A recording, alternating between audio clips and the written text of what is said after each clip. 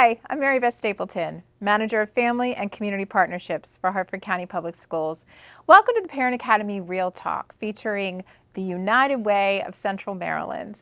With me today, I have Mr. Franklyn Baker, who's President and CEO of the United Way of Central Maryland. Thanks for joining me, Franklyn. Thank you so much, Mary Beth, for having me. I'm just so thrilled you're here. We're here today to talk with our staff about all the great things you're doing to support families and our students in Harford County. We are excited because our aspirational vision is pretty awesome. You know, at United Way, we really sort of envision communities where all people are thriving, they're living their best life, and living their best life on their own terms. We've heard a lot recently in the media and in the newspaper and such about Alice. Who is Alice? So I'm really intrigued to hear more about Alice, and I'm sure our staff would be interested in hearing about that too. Yes. Alice stands for Asset Limited, Income Constrained, Employed. So again, these are people who earn enough money to just cover some of the basics, but they don't meet the criteria, the eligibility criteria for some of the government benefits. And so they're working 1, 2, maybe 3 jobs, but just not enough to really begin to thrive. But what's interesting to reflect upon is these are individuals who we often call essential workers, but they can't actually meet the essentials in their life. So food and housing and healthcare and child transportation, a smartphone. And so our job at United Way is to find ways to reduce the barriers for those households. We have lots and lots of families that need that help. So thinking about, the Harford County impact and the communities that you're working in Harford County, we know, our staff knows, I'm sure, because they're working every day with families that you've just described, right? They can't get to a teacher conversation because they have an evening job or the teacher hosted event.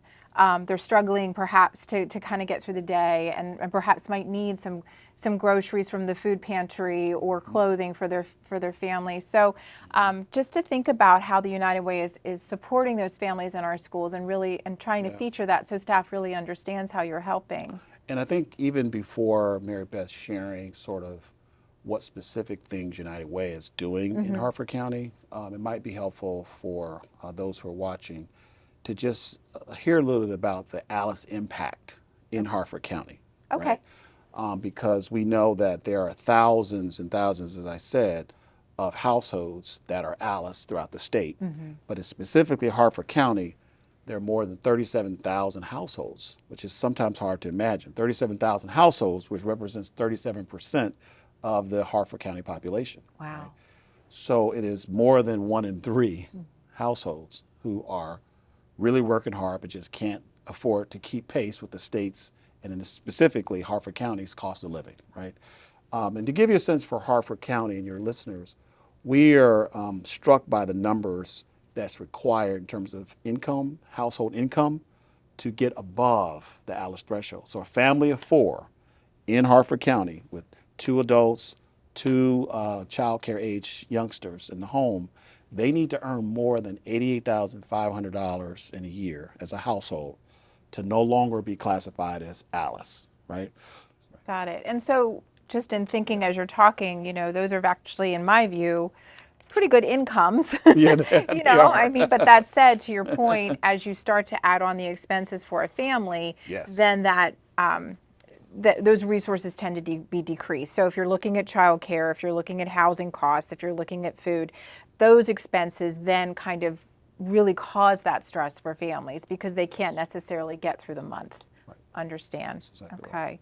And so thinking about then as far as our families that might need those extra supports, and it sounds like there are many, what work is United Way doing, and we'll get into that now, about Harford County, specifically to help our students and their families who might be really just dealing with that stress in that day to day? And so the first thing that I think your listeners should understand is family stability is really important to United Way. So in Harford County alone, over 90 families and more than 50 school-age children have remained in their homes, and those school-age children have not been moving from school to school. So they've been stable in their home, and they've been able to stabilize their school residence, right, which is so important to literacy and advancing in school. So that's number one, family stability initiative that we're doing here in Harford County. And then in August 2023, we launched I'm so excited about this initiative, the Neighbors United initiative, right in Aberdeen. And this really is United Way's focus on a resident-led approach to engaging in community and to knowing the importance of advocacy and how to really sort of stand up for what you believe is right to focus on as a community. So that is starting this year and is mainly designed to bring positive, meaningful change in some of the more under-resourced communities like Aberdeen. Another thing to highlight is in 2022, we launched the Changemaker Challenge initiative here in Harford County. And it was phenomenal because we were able to give away $55,000 to number three, I think it was three Harford County nonprofits. And they're focusing on how to bring positive change in Harford County. And so we are just trying our very, very best at United Way of Central Maryland to advance what's really important for us as an organization right here in Harford County. It's really important for us. And our staff needs to know that all of those programs will impact their students in the classroom and in the schools and their families. And so we want to make sure that we can expand that. So to think about that specifically, how can our staff get involved in the work that you're doing? How can they contribute to this cause that is, to your point, the change maker that we're looking for in our communities that just desperately need that support? I'm very glad you asked that, Mary Beth, because I would ask, my ask to all of you is during your fundraising event that's taking place in early October through the month, just really go to uwcm.org/volunteerism or volunteers. If you go and volunteer, we have a host of things that can be offered and made available to you during this time of your giving. We have in-person as well as virtual opportunities. We also would want you to take a look at some of the stories and some of the videos that we post on our website, uwcm.org, to get a real good sense of the type of work that we're doing in communities, specifically here in Harford County.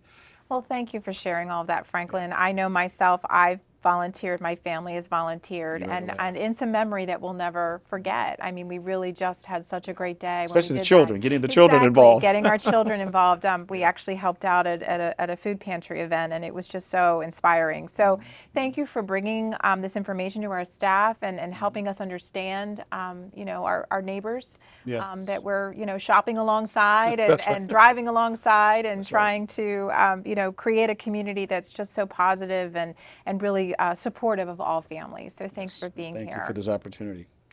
And thank you for joining our Parent Academy Real Talk, highlighting the United Way of Central Maryland. We'll see you next time.